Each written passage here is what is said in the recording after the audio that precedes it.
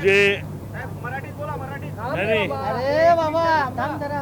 मुझे 17 तारीख को फ़ोन आया 3:30 बजे, जब मैं मेरे घर में खाना खा रहा था तब अचानक फ़ोन आता है और एक आवाज़ आती है कि मैं लॉरेंस विष्णु गैंग से शुभम लोनकर बोल रहा हूँ, अगर पता करना है तो गूगल में पता कर लो मैं कौन हूँ।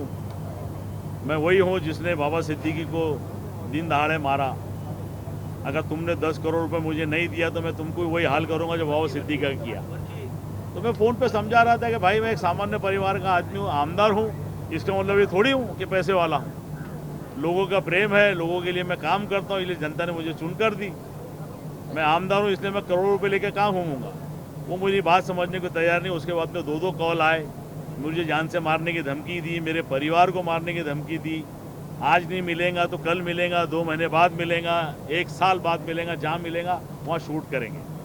ये शिकायत लेके मैं अकोला एसपी के पास पहुंचा। अकोला एसपी ने वहाँ पे उसको दखल ली। मैं अकोला एसपी का भी धन्यवाद करता हूँ कि उन्होंने मुझे सुनते से सुरक्षा मेरी प्रदान की, मेरे घर पे, मुझको, मेरे परिवार के लिए। लेकिन आज अफसोस की ये बात है कि जिस विधान भवन का मैं सदस्य हूँ, आज मेरे गढ़ नेता विजय वडेट्टीवार ने वो आवाज़ उठाई, उसके बावजूद मैं सभापति से बात करना चाहता था कि मुझे भी कुछ बोलना है, तो सभापति ने मुझे टाइम नहीं दिए बात करने का। सभापति ने बहुत उसको हल्के में लिए। सभापति महोदय, मैं भी सभी आपके चैनल के माध्यम से कहता हूं कि सभापति महोदय, साजिद पठान अपनी जान की भीख नहीं मांग रहा था आपसे, ना मैं मांगूंगा। मैं खुदा का बंदा हूं, मुझे यकीन है कि मौत सिर्फ एक बार आएंगी और वो जब तय करेंगे तब आएंगी। लेकिन मैं ये बताना चाह रहा था हाउस में खड़े रह के कि एक विधानसभा के सदस्य यानी आमदार को फिरौती की धमकी आ सकती है, तो महाराष्ट्र में सामान्य जनता के लिए और व्यापारी के लिए क्या सुरक्षा है? सुरक्षा हमारी कहाँ गई? इतनी बड़ी सरकारें हम चला रहे, मंत्रिमंडल हम चलाते हैं, कैबिनेट में हम बैठ के फैसले लेते हैं, हाँ, तो सुरक्षा व्यवस्था कहाँ गई? एक आमदार को अगर धमकी का फोन आ सकता तो आम आदमी के साथ में क्या हो रहा होगा? मैंने तो बोल दिया, कोई लोग तो बताते भी नहीं होंगे।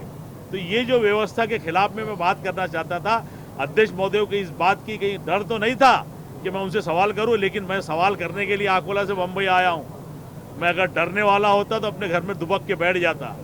मुझे यकीन है कि जो एक आदमी मुझे गोली मारना चाहता है, उससे कहीं ज़्यादा लोग मेरे लिए दुआएं कर रहे हैं मस्जिद और मंदिरों के अंदर।